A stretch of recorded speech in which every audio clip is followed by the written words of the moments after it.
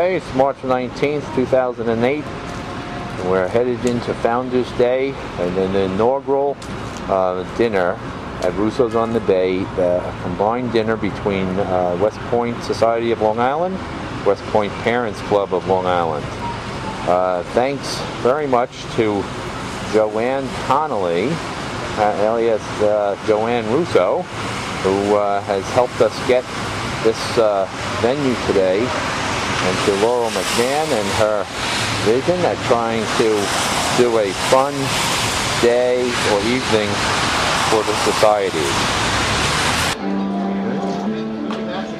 Okay, I think we're going to enter the Florentine room for the reception, cocktail hour, table, little effect here with the soldiers dressed in their full dress gray. George, what you're telling me here is that this elevator, glass elevator, takes you up to the other room. Yeah, they bring the bride up. Interesting.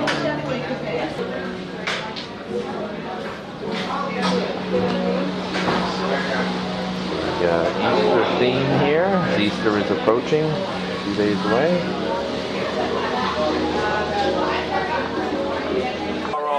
How are you? You're pretty. You're looking very good. You're looking very good. Is your sister here? A little bit more smooth. There she is. See the difference? A little bit more smooth, you know. Have to watch the shoes. Roland has made it. Michael, it's a pleasure, of course, to see you. Thank you very much. Michael? Your son, Mike. Handsome guy. Sister? Michelle. Hi, Michelle. Very attractive family. And, of course, we have another, that family over here, looking out towards the bay. Hi, guys. Hi, Pat. It's Pat, right? Oh, I'm sorry. Okay.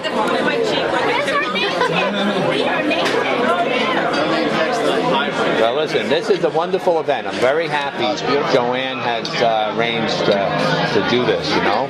It was the connection will last for years. Tom Dunn. Tom, nice to see you. Tom, how you doing, buddy? I'm getting you. See you. How you doing? Good to see you. Nice job on that tape. The Scalia one? Yeah, the Founders Day one. That was pretty impressive. This is actually a very excellent venue, man. He has a Secret Service after him now. Yeah, someone sent me an email saying that hey, this has got to be approved by Justice before you can actually put this up. I'm like, holy mackerel, you kidding? Well, the FBI. That's probably Secret Service. So what I did was I made it unlisted so that people can't search for it and find it. But you guys who have the link, We're all going to be traced. yeah, exactly. So now what I do is there's Michael and his Uncle George. So Tom, you're doing a good job there, buddy, with some of these emails, keeping us informed. All right, yeah, whatever Dolores sends across to me, I'll link up and post on out. I barely keep up with life here, so this is the one thing I do for enjoyment. I say, yeah, you're doing real good. Okay, place settings are actually quite beautiful here. Very well done. I'm going to have to find Joanne and thank her.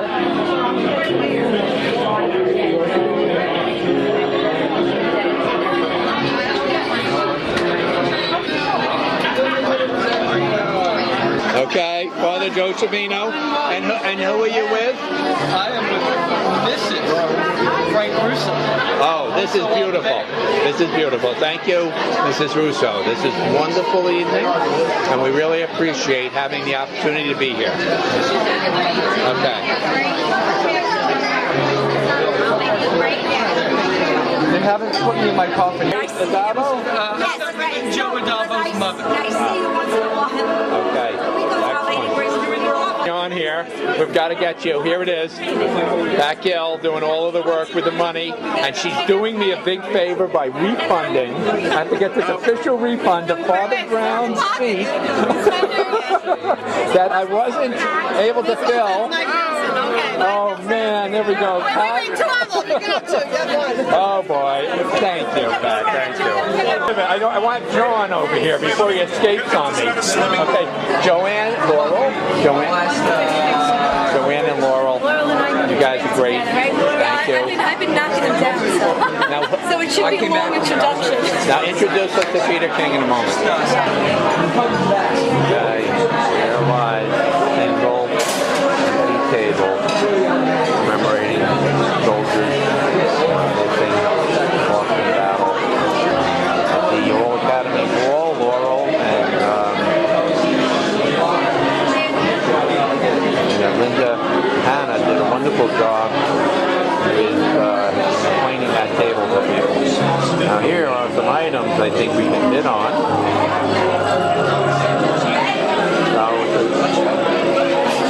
It's a smaller group, but we will, this is a beautiful picture.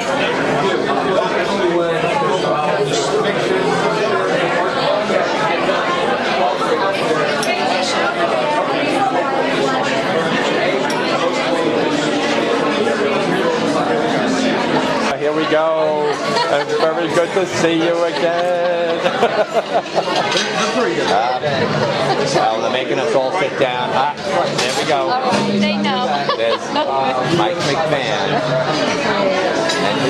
and his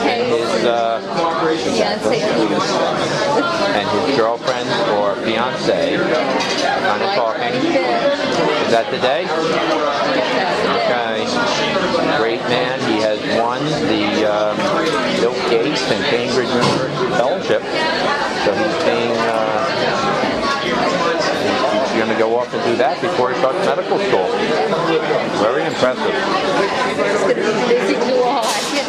It is. Hopefully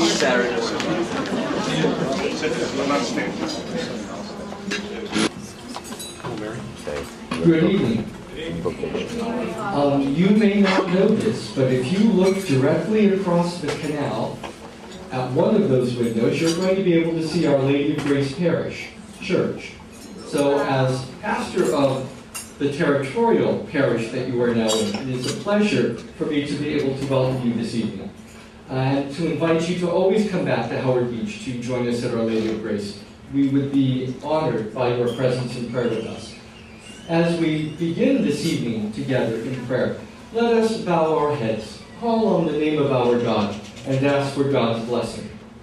And on this 5th anniversary of the beginning of the war in Iraq, we are especially mindful of all of the American military personnel and support personnel who are in Iraq right now and in Afghanistan.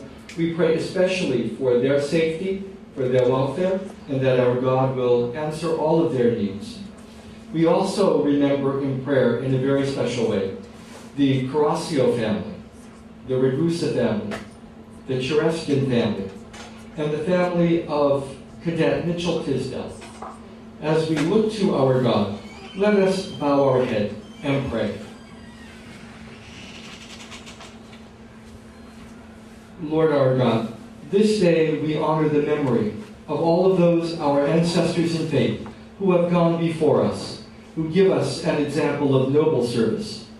As we come together at this table which you set for us to rejoice, we are mindful of the many blessings which you have given us as a sign of your overflowing love for us, and of our mandate from you to serve the poor, the hungry, the vulnerable, those most in need of defense in our society. We pray this day that through the grace of intercession, you will hear our prayer, so that one day we too might join the saints at the heavenly banquet in your kingdom, which reigns in glory forever and ever. Amen. And once again, thank you and welcome to Our Lady of Grace Parish. Thank you. Thank you, Father Vino. Tonight, I'm Bruce Medaris. I'm the class of 1959 from West Point, and I have been honored with having been chosen to officiate this affair. I think it is a wonderful thing that we have been able to draw together both the graduates, the cadets themselves, and the parents of cadets active today. for a cross-leveling or a cross-breeding, if you will, of the thought process between those who are going now and those who have gone, and see a little bit about where their futures might lead, those of the younger ones, by infiltrating the ranks, if you will, of the older grads. We hope that this is the first of many jointly sponsored dinners of this sort. Laurel McMahon started sending emails to my wife and I back in the fall, and that ended up with our getting together and deciding on this joint Founders Day dinner as a way to do that, to cross-pollinate between the older and the younger, so that all of us can benefit from that. Those of us who are older clearly can see that things have changed a lot, and we need to have a better understanding of where things are going, rather than just standing back and say the Corps has. And those that are younger can get some benefit from those that are older by having seen a little bit about where the West Point life takes them. For all of that, we're very grateful. I'm honored to have the opportunity to share this evening with all of you, and first and foremost, I would like to introduce all of you, those of you who have not met her, to the president of the West Point Parents Club of Long Island, Laurel McMahon.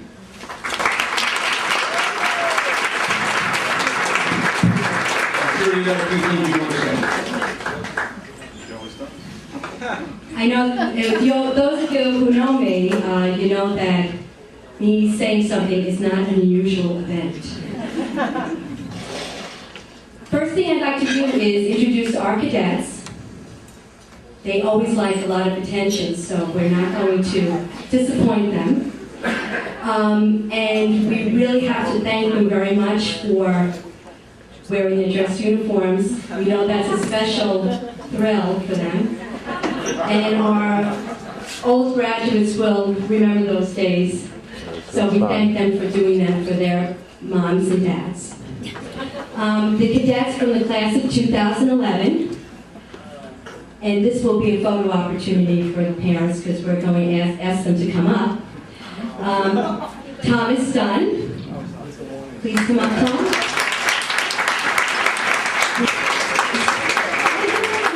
I don't think I saw the man here. Well, I guess they haven't arrived, but they'll be here soon.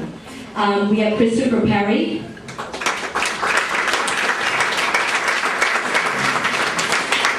Michael Dolan. Michael Nilsen. And the only cadet outside of the class of 2011, my son. There he is. Michael McMahon, class of 2008. A college. I have to do this. A scholarship to Cambridge University. He was chosen by the Gates Foundation to receive that, and he'll be studying a year of public health, and then going on to medical school, probably at Cornell in the city, to become Norman doctor.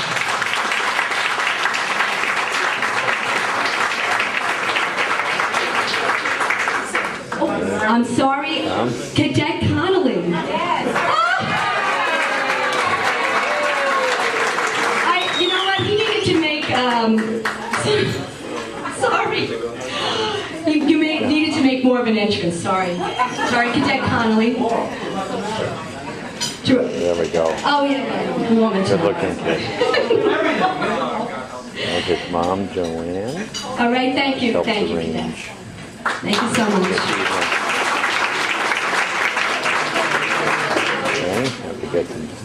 Now, as we tried to do, is we've tried to bring together our cadets with some of the West Point graduates. And I'm thankful for your appearance this evening. And I'd also like to make mention of each one of you here tonight.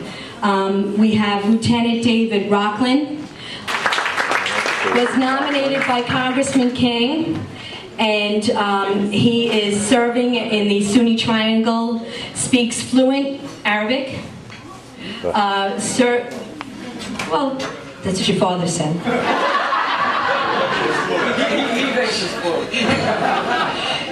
Well, from what Dad has told me, you sit down with the sheiks, and you're the Army liaison who pays them and is really doing a lot of the important work for the U.S. Army, and I thank you for that.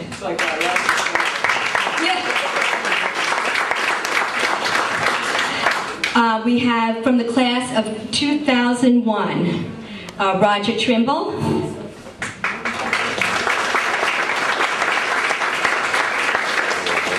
From the class of 2000, Captain Jennifer Delaney.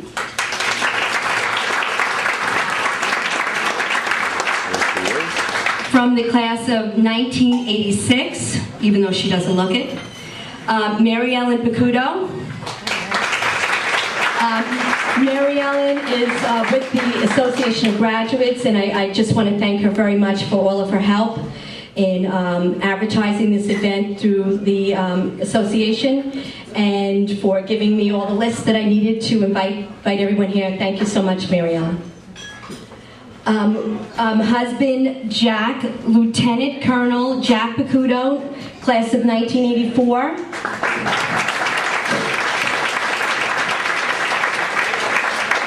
Major Henry Krigsman, class of 1976.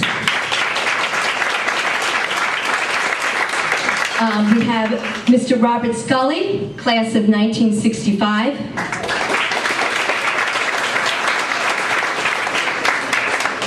Dr. John Denton, class of 1960.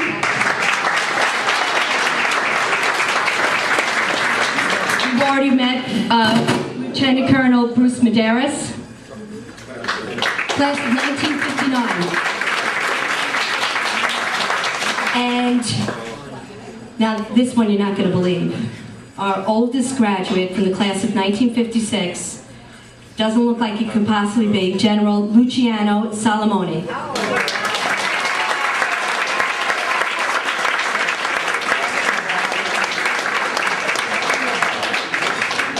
We also have some special guests here today. My good friend, James Ridley, he has updated our website and also did the PowerPoint presentation that we saw during the cocktail hour. From the Directorate of Cadet Activities, we have Tom Oldham and Randy Mayer. I would also like to draw everybody's attention to that back table there, cadet activity on them, and all proceeds will go to cadet activities. And I know many of the parents here know what a wonderful, vital group they are. They are especially close to my heart, as I've told Tom and Randy. When our dear parent member, Roy Ragusa, passed away in September, son Roy, as part of the lacrosse team, the cadet activities played an integral part in bringing down the whole lacrosse team and many of his classmates to be able to attend Mr. Ragusa's wake.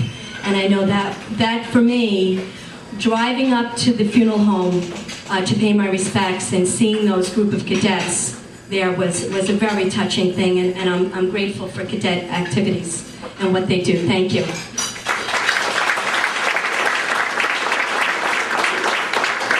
I'd also like to thank Congressman King, our keynote speaker, for being here tonight.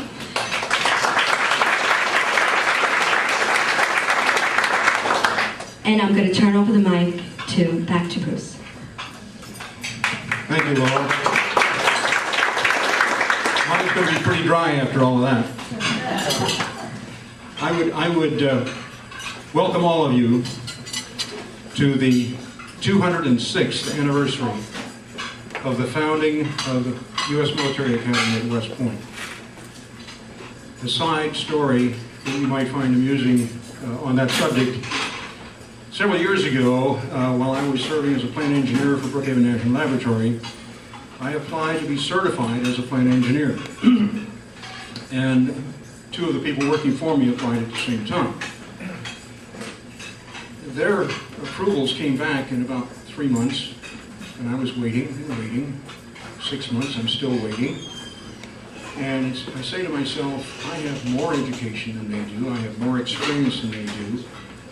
I wonder what's going on. So I called to follow up on it to see what was going on. And I was said, well, we're trying to find out whether the school you went to was an accredited engineering college.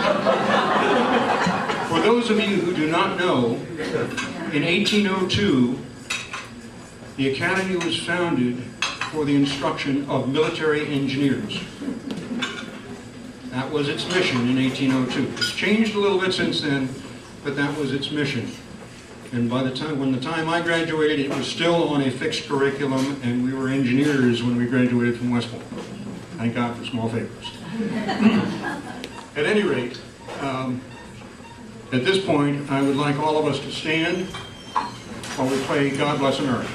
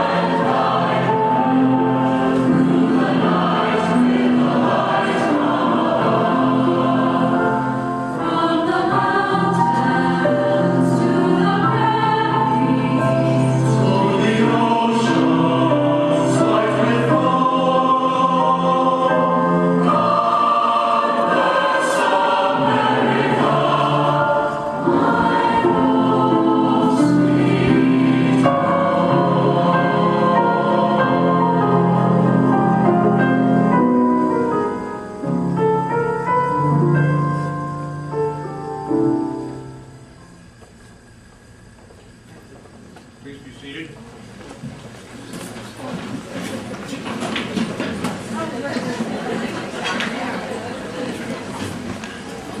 At this point in our program, we will follow our long-held tradition of understanding. While I have a glass, make sure there's something in it, or I will propose.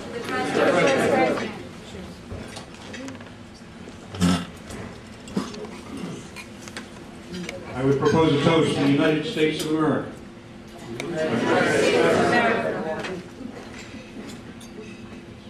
Toast to the United States Army.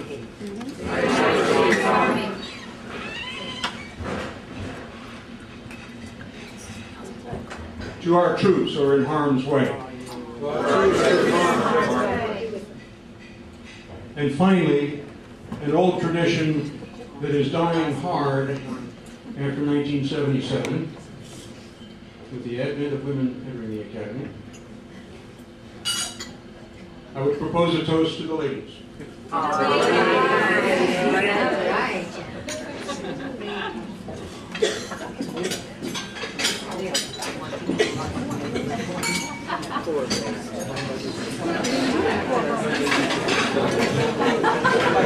As is usual on Founders Day, we have a long-standing tradition of inviting our oldest and youngest graduates to address us and let us know how it was, how it is, and why it changed. But it's never the same. Our oldest grad, fortunately older than I am, was a first-classman when I was a plebe. He was a member of the class in 1956. Retired Brigadier General Luciano Salamone was commissioned in the infantry. I'm sorry, sir, I lost it someplace. Somebody picked it up. He was commissioned in the infantry. He served with distinction in Germany twice, in Vietnam twice, as an advisor to the New York Army National Guard twice. Has been awarded the Silver Star, and finished his career as the director of the New York State Office of Emergency Management. I think that this is a career that has shown its way and shows these young fellas where it goes after an education at West Point. And General Salamone, if you would please join us for a few minutes and tell us how it was.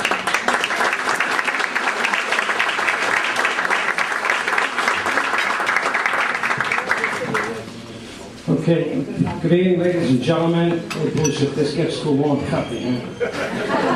I told you 15 minutes.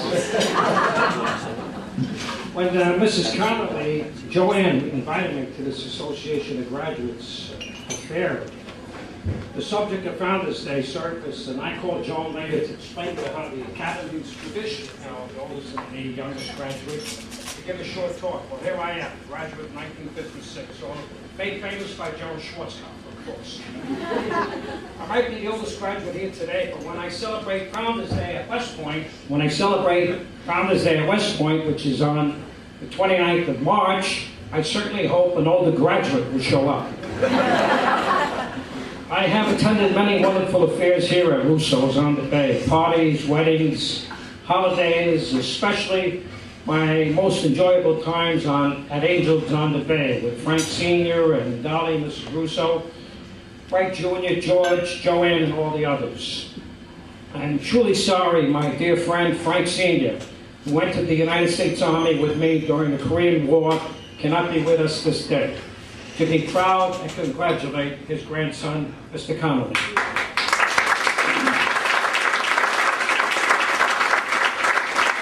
By the way, class of 2011, we're going to be banging heads up there because that's my 55th reunion, and we are already planning for that now. I do not live very far from West Point. I live in a home overlooking the Hudson River in Beacon. Given this close proximity, I do visit the Academy quite often for shopping and medical care. Also, my dear wife Bridget and my sister Catherine are both buried at the Academy Cemetery. I truly enjoy attending the Army football games, but I will not talk about Navy's consistent defeat over Army. It's truly a disaster. Changes on campus, especially seeing the third library being built there. The library in 1952, for those of us that remember, was quite beautiful, modeled and constructed like the Corps of Engineers insignia. The engineers did not like to see this building demolished. In addition to all the new buildings on campus, and really I just don't recognize them all. The gymnasium you will not recognize anymore, but I did help with the construction of the Alumni Center, Herbert Hall, with this $500 brick.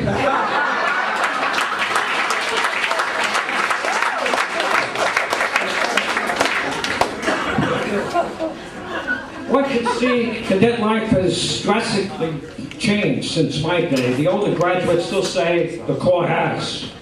I keep telling my classmates that I would not have graduated if we had women during our 4 years at West Point. And I believe the reasons are obvious. Gentlemen, stand up. I mean, if you were there when I was there, you would have And our plebe year was 1 year at the Academy. No Christmas leave. Nothing until June week. Mama and Papa Salamone used to come up to visit me with lasagna and meatballs. Truly a treat. And I used to invite my classmates, and they still remember to this day, and they still remind me of what a great time they had with Mom and Papa. Church attendance was mandatory, and we marched in formation to the Catholic Church every Sunday morning. There was absolutely no display of public affection. None whatsoever. You took a stroll, a flirtation walk, and your date had to know that if she did not kiss you under that huge overhanging rock, it would come down and crush us both. This might have been cadet fantasy, but it worked.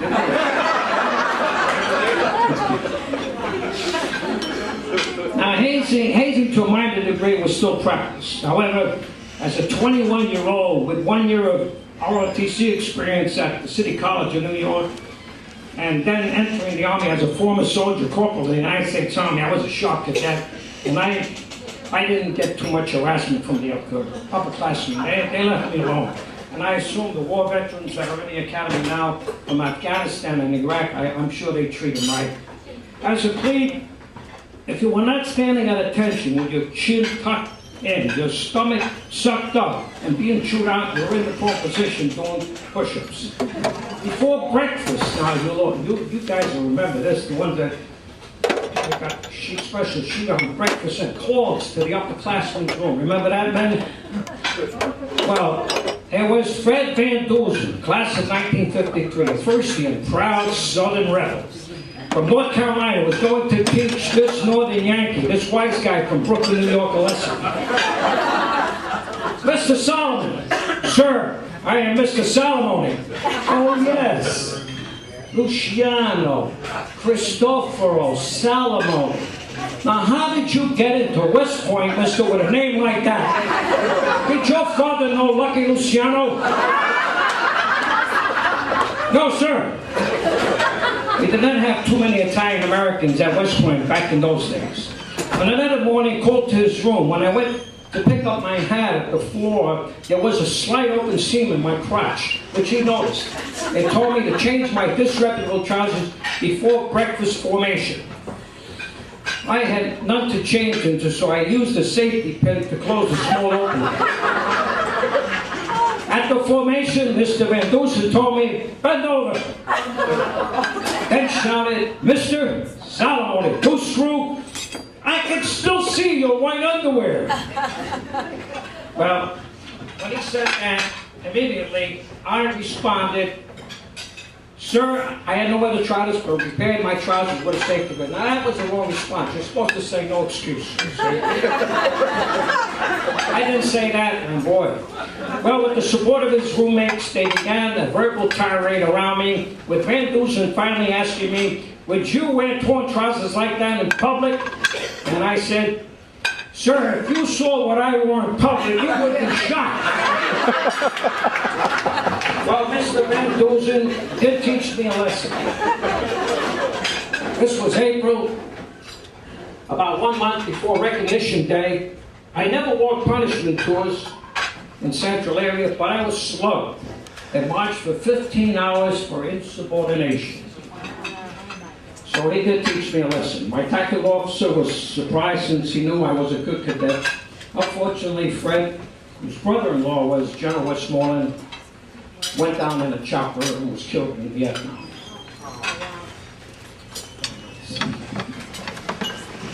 Then there was another guy, I gotta tell you about this, the lifetime Bruce. Another tough upperclassman. I mean, these are the days the call hits you a pain in the neck, just before breakfast, too. Another tough upperclassman was Glenn Matsumoto. Now, I don't have to tell you or guess his heritage. Standing at attention, he was always asking me, where does the sun rise? Now, when I went in that room, I never faced east. I never did, but he always had to ask me, where? I said, east, sir. Then he would give me the command, face the rising sun. Face the rising sun. However, one day, I had my Italian vendetta. When a plebe passed by me and I spotted his name tag, Matsumoto, I said, Mr. Hall, come here. Do you know what Glenn Matsumoto? He smiled and said, yes, sir, he is my brother. Wipe that silly grin off your face. Face the rising sun over there. Give me 20 push-ups.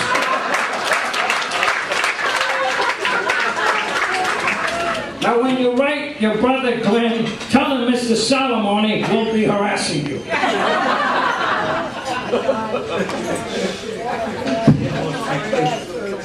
Then at 6:30, we marched to breakfast. At breakfast, you sat on a chair with your chin in. You sat on half the chair only with your chin in, your eyes looking down at the plate. And you served the upperclassmen as water corporal, coffee corporal, or the gunner at the end of the table. Do I have time for another one? Yeah. You gotta listen to this one because this is another good one that I had with my classmates. We were three guys from the United States Army. We came in from the prep school. It was Bob Stewart, Ned Serio, and me, and we were at the end of the table. And when breakfast used to come, the toast came cold, right? Remember the upperclassmen used to send it to put it under the coffee pot. Now at the other end of the table, now we had three tough cadets at the bottom. Now we had three tough guys at the top. We had the company commander, Sovereign, Beveridge, and Miyake, which we used to call the Blessed Trinity. Sorry, priest. So we, as when Ned Cereal was serving the coffee, picked up the pot one time and the toast fell down on the floor, butter side down. I said, oh my God, we're not going to eat this morning. You know, and you never want to bother upperclassmen on Monday morning when they had a bad weekend with their OAO with one and only. You don't want to bother these guys because you're not going to eat. You're not going to eat. You'll be doing all sorts of plain knowledge. You know, what's the definition of leather? Oh, sir, the best skin of an animal be clean, the best of all hair, fat, and straightness matter. Yeah, now what's the cow? Oh, the cow, she walks, she talks, she's full of talk, and all that kind of nonsense. I don't know if they do that today, because it's nuts. You didn't eat. You didn't eat. So anyway, give me the salmon. You don't want this, the chicken and shrimp and the phyllo dough? Okay, get that. He caught on. He bent down, started coughing, picked up the toast and he said, toast for Mr. Miyake, and passed it up. He never knew what happened. We went back to the barracks and we put one up, we put one over on the upperclassmen and we all had a laugh all day. Let's see, that was breakfast. Okay, I still got a minute or two. After breakfast, we attended our academic classes, curriculum, planning, engineering subjects like that. And you got a Bachelor of Science degree in engineering. I don't know what they do today. The only elective subject was Spanish. They didn't have, the only elective subject was a language. They didn't have Italian, so I had to study Spanish. Ahora yo puedo hablar español. After classes came intramurals, which you were required to play all sorts of sports. We lived by the quotes of General MacArthur. Upon the fields of friendly strife are sown the seeds which on other days will bear, on other fields will bear the fruits of victory. And there's other great quote which we kind of practice against Navy, is there's no substitute for victory. Perhaps you may know or remember, in our years you were placed in cadet companies by order for me. and guys in my company, we were about 100 in K1. We all averaged about 5'8" tall, and believe it or not, we were considered runts. We had to compete and play hard against the taller and heavier classmates, flankers, and other companies with both regiments, to include my classmate, General Schwarzkopf. During my junior Cal year, we shot the big guys and celebrated by taking the brigade football championship. My minor letter A was a boxing coach by, you might remember, Herb Creighton, hell of a nice guy, just passed away about 2 years ago. When Tyrone Power came to the academy with Maureen O'Hara to make the West Point story, I had a toss-up with my sparring partner, Mike, and I lost. And I lost the opportunity to spar with Tyrone Power in the movie. However, I took care of this guy when I became the brigade championship in 1956. If you visit the military academy, please try to visit the walkway. From Don Hollander Center, my classmate killed in Vietnam, to Randall Hall, also my classmate who died of a heart attack. The walkway was our 50th anniversary gift to the Academy and pays honorable tribute to the classmates lost in Vietnam, as well as those that served honorably during the tragic war period.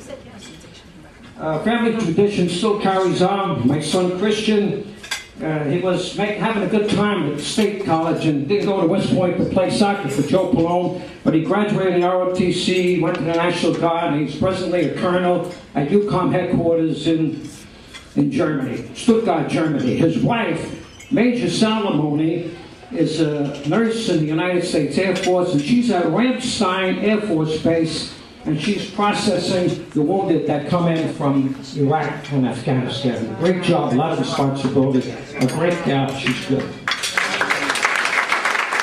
Okay, finally, Bruce. I really learned at the military academy that our motto, duty, honor, country, we used to live by that. And these are very strong words as far as I'm concerned, with faith be appealed to when you're on active duty especially, However, when you follow these words, as long as you pursue a military career, that motto on your ring, which you carry, and we carry it with us all the time, even in combat, will always come to mind and help you make the right decision.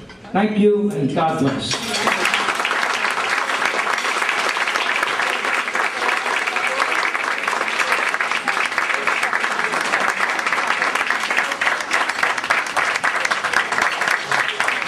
Thank you, General Salamone. a tough act to follow.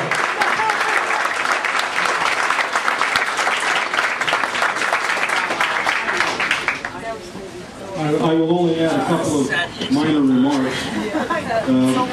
I didn't get to take my language of choice, which was Spanish, because I spoke fluent Spanish at that time. I had to take German. I don't know, I had a friend who was born in Germany who got to take German. That's the way it goes. Also, I don't have a $500 break. But if any of you have been up to a football game, and you looked at the end of the stadium, that big square building at the end of the stadium, the O'Mara Malik Dawkins Strength Center is my class gift to the Academy. I did give some money for that.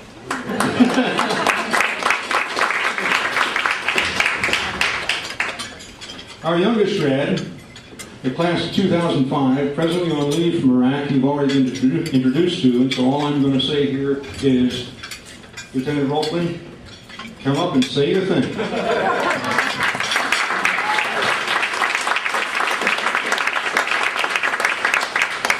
Ladies and gentlemen, it's an honor to be here. Unfortunately, I didn't have, I think about 50 or so years to prepare. Somehow, I think I should have known because though I appear at these wonderful functions, the West Point Society of Long Island, somewhat briefly here and there, somehow I'm always the youngest grad. I'm not sure if it's some kind of plot, but I hope next time I'm not the oldest. Truly, it's an honor to be here, and you know, as I was finishing up Ranger School a couple months ago, I was there for 6 months. You know, after a couple months, you look around in the dining facility, and the people that are familiar to you start decreasing. You don't see as many familiar faces. And I have to say that over the last, and that means it's time to go. And I have to say that today there aren't as many familiar faces, but no, I don't plan to go, and I do feel quite home at here.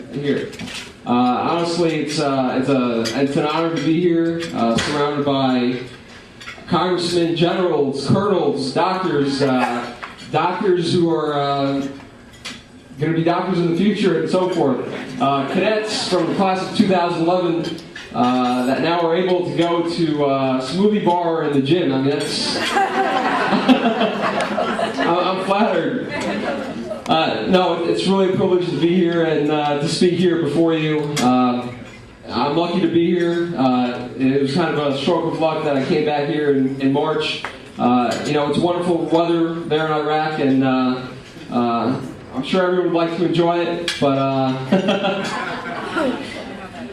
you know, some of the things the General talked about are very similar. You know, from my experiences back in the class of 2005. You know, some things haven't changed.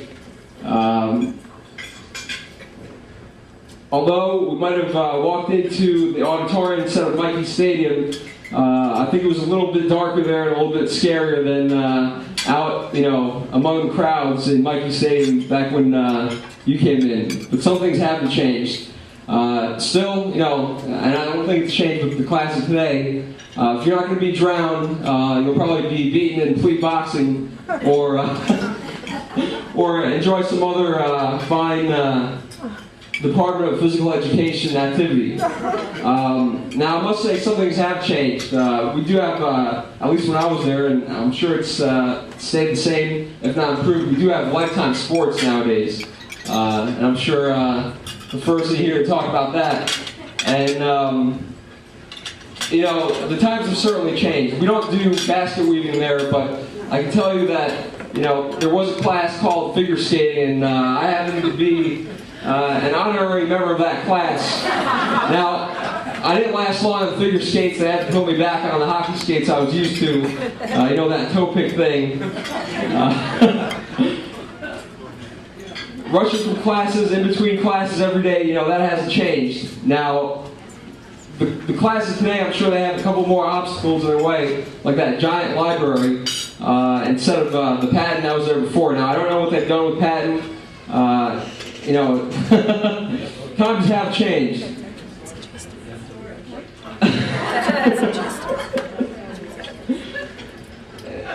it's been it was quite a 4 years. We still had some spirit. My first year there, plebe year, was one of those Army football years. The next couple of years after that were not so much. Okay, the boys are talking to Peter King.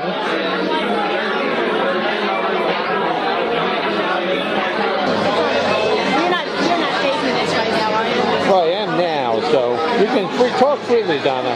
We want to hear you. We want to hear you on tape. Okay. We don't want Peter King. We want Donna Dolan. He's a great guy, though. He's a really good guy. Yes. He's not like Elliot Spitzer or anything. I'm sorry, don't put that on him. He's not Elliot, okay? Hey, listen, when my wife gives me some grief about all this video stuff I do, I say, at least I'm home. I know. With my pants on. Exactly.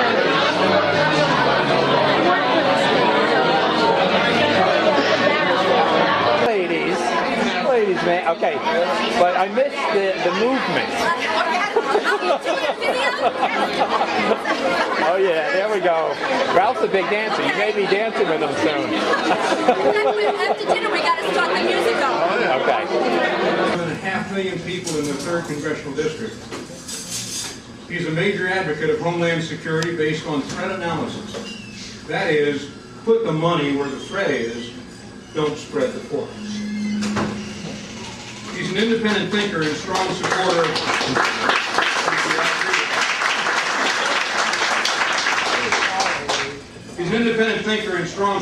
of the international war on terrorism. He hasn't been afraid to stand up and be counted, even in the face of strong opposition.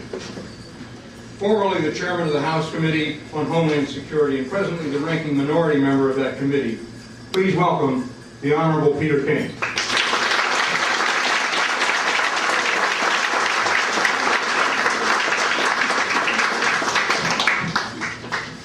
Thank you very much, Bruce. It's great to be here. I appreciate the introduction. One of the reasons I enjoy attending Service Academy functions, especially West Point, is it's really a chance for me to get even. I was the most undistinguished soldier in the history of the United States Army. And I remember the first time I went to West Point after I became a congressman, and I had colonels and generals calling me sir. So this is really, it took me 40 years to get revenge, but I'm really, I enjoy this now. But Respect 5 is great. Having colonels, generals, all these guys in uniforms, this is terrific. But seriously, it is an honor to be here. Because to me, the Service Academies, particularly West Point, means so much to our country. The quality of student, of young men and young women that go there is just exceptional. There's probably nothing I enjoy more than the whole Service Academy selection process and seeing, again, the quality of students and the competition among them. Really, it's a great opportunity for me. I enjoy it, but on the other hand, it is really tough to make decisions, because you see, I mean, really, the cream of the crop comes in, and every year it gets better. So I'm just really honored to be part of that process, proud to be here tonight, and very proud to be with all of you. And seeing generations of Academy graduates, seeing the parents, seeing the families, seeing the plebes who are counting the days till 2011. And okay, I guess I'm not supposed to say what they were telling me how to talk like this. But actually they love it. They're really happy and everything is great. And they really resent being on leave. They'd rather be back up there, I know. Right? Is that what you told me to say? There you go. But no, I mean, to me this shows the whole West Point family, the whole, what it means to the Corps of Cadets, and how it stretches beyond the cadets themselves to their families, and it goes from generation of one cadet to the other, and that really is what makes the Academy so special. And now, in my role in Congress, I mean, I'm here tonight, I guess, to talk about Homeland Security, but in the world in which we live, Homeland Security and national security are really the same thing, because we are facing an enemy that's over there and it's over here. It's anywhere and it's everywhere at the same time. And so what our armed forces are doing today, and particularly the United States Army, by far the largest amount of personnel involved, whether it's Afghanistan or Iraq, so many other regions around the world, are literally doing God's work in defending us against Islamic terrorism. And it is Islamic terrorism. It's not just some amorphous type of terrorism. It's Islamic terrorism which is out to destroy us. And I've had the opportunity on a number of occasions to go to Iraq and go to Afghanistan. In fact, I was there in September in Iraq when General Petraeus was testifying in Washington. And it's always inspiring to me to see, again, the morale and the dedication of the troops that are there. And also now, last September, to see the difference between then and 2 years before when I was there last. And just to see the tremendous improvement that has been made, which is always my former chief of staff in Washington, who is now the staff director for me in the Homeland Security Committee as a West Point graduate. And he keeps reminding me things didn't really start to turn around until Petraeus was there. And he reminds me he happened to be a West Point graduate. But General Petraeus is really a national hero. And that's a word that's maybe used too often, but it really does apply to General Petraeus. I first met him in 2003 when I was up in Mosul, and he was a two-star then. And you can just see he was a person who understood the full dimension of the new type of warfare in which we're involved. You have to fight it on so many different levels, how it requires really winning the hearts and minds of people, but also defeating them on the battlefield and being tough and being aggressive and not giving up what you gained to stay there. And unfortunately, our policy wasn't that way for a number of years, but it is now for the last year since he and General Odierno did such a phenomenal job of implementing the surge policy. And that is, no matter what anyone will tell you, is an integral part of the war against terrorism. There are people in this room who suffered on September 11th. None of us ever wants to go through that again. In my own district, I lost over 150 people, close friends, neighbors, and it's something that we don't want to go through again. On the other hand, one of the problems with the American people is the longer we go without being attacked, they put in the back of their mind, and somehow they make believe it never happened, or they convince themselves it's never going to happen again. Well, the only way we can be safe, I'm on, I said, I was chairman of the Committee on Homeland Security, now I'm the lead minority member on the Committee on Homeland Security, and believe me, it's a lot better being in the majority than the minority, but being in the minority in Congress is sort of like an idea, so I can identify with you guys. With the fire department, the police department, getting all the money we can for mass transit security, better training for the FDNY, the NYPD, setting up joint terrorism task forces, coming up with radiation detectors and chemical detectors. But all of that, first week in peace barracks, I mean, it's just you get something that's almost after the fact. Because that means we're trying to stop an attack. And so we can do all we do here in New York, they've gotten here. We're trying to stop an attack after, in fact, it's being launched. And once it reaches that stage, the odds are with them. Now, we've stopped 20 attacks over the last several years. We've stopped a number of them right here in New York. It's tough. They have the edge once they're here.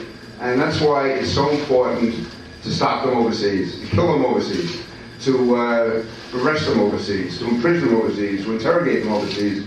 So the war is fought over there and not here. And certainly under, I mentioned General Petraeus and General Odierno, but also General McChrystal's for Special Operations, another West Point graduate. The job that he is doing as far as defeating Al-Qaeda in Iraq. He's not involved with the insurgency per se. He is going after Al-Qaeda in Iraq, and we have virtually defeated them. It's, it's always risky when you claim victory, but we are very, very close to it against Al-Qaeda in Iraq, and this is the battlefield that they chose. And it doesn't get enough attention back here in the United States, where critics try to demean and diminish what's being achieved and what's been attained. But by defeating Al-Qaeda in Iraq, and I know that some presidential candidates say that Al-Qaeda may not have been there until the war started. The fact is they are there now. They chose to make this a battlefield. And this is a message that's resonating throughout the Arab and Muslim world, that they are being defeated. And that is a very strong signal to send to our allies in the Middle East. It's a very strong signal to send to countries that are on the borderline, they're trying to decide which way to go, with us or with them. If they see them being defeated, as they are seeing now, that is a tremendous victory which goes beyond Iraq, and it goes to the entire dimension of the war against international Islamic terrorism. So that is a large part of what the military is doing overseas, apart from the fact that by liberating Iraq and removing Saddam Hussein, who had generally, and I would say 2 or 3 months' notice, could have assembled a vast arsenal of weapons of mass destruction. that we can prevail in Iraq, and we will, if the military is allowed to do what they can do and what they want to do and what they will do, if we give them free hand and not be talking about withdrawing them or pulling them back or giving timelines to the enemies. They know how long they have to wait us out. If we allow the military to do what they believe they have to do, if we listen to General Petraeus, go by his timelines, then we can and we will prevail in Iraq. And that will stabilize that entire region in the Middle East. It will be a buffer between Iran and Syria. It will be a tremendous help to Israel. It will stabilize governments in Jordan and Egypt. And it will send a message to the world that we are definitely on offense and the enemy is on defense. Thank all the parents for the sacrifices you make. Most importantly, thank the graduates, thank the students, and thank everyone who makes the West Point family what it is. And thank you for allowing me to be a small part of this evening. I really appreciate it. Thank you very much.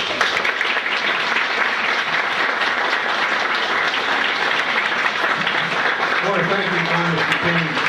I have to say, before we do the rest of what we're going to do here tonight, you represent a quality in politicians that I don't speak of often.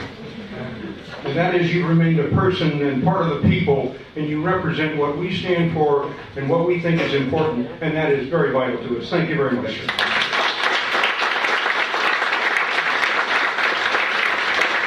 If I could just make one final comment, I was afraid you might withdraw the invitation tonight because before I left home I had Chris Matthews on. And he quoted something I had said. Can you believe anyone is as out of line as Peter King is? And they all sat around the table and said what a terrible human being I was. Because I criticized something Barack Obama that says, well, if you've got anything to listen to this, might be embarrassed to have me in the room tonight. But anyway, thanks for letting me come. Thanks away. Laurel, you want to join me here for a minute? We had something here. Somebody just, do we know where? There it is. See, that's right under our nose. That's what it's like looking for the ketchup in the refrigerator. We want to thank you very much for having taken your busy schedule to come with us tonight. I know everyone here is very appreciative of your having spent the time with us and what you had to say, and it resonates with this group, believe me. In response to that, I want to present you with this miniature cadet saber, which represents what these cadets wear when they're on the parade field. It's something of significance to them, but I hope it is of significance to you, and you'll display it and remember us at the times that you see this in front of you. So you guys have to wait 4 years. I sure Laurel, I think you have something to say.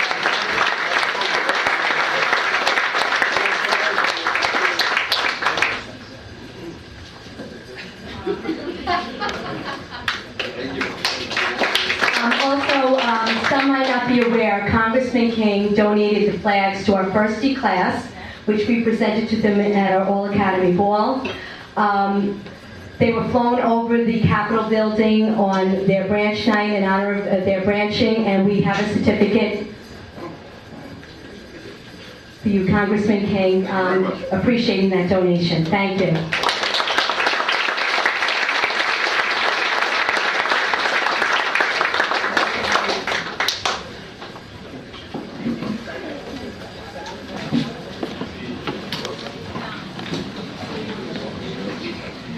And now we can go back to having our dinner and enjoying ourselves.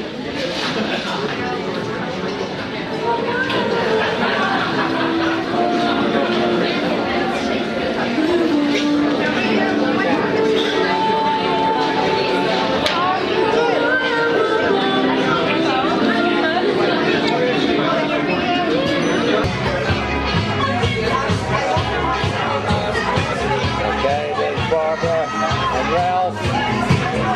Son Michael, his Aunt Lori, Diana, Mommy, and son. Dancing for Funky Town. Oh, there's Laurel's sister, what a nice person. And my fans' fiance, Laurel, of course.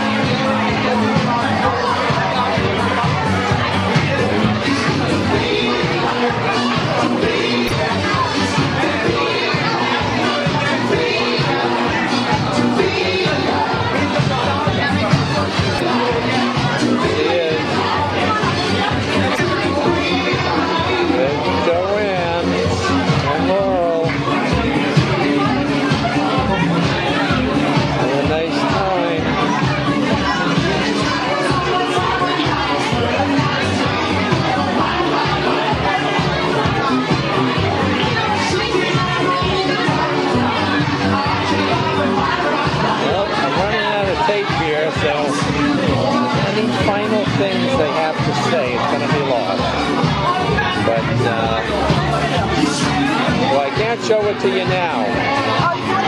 Yep. Okay.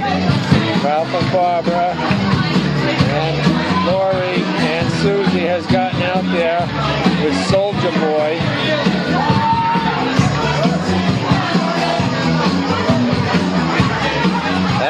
At Gill.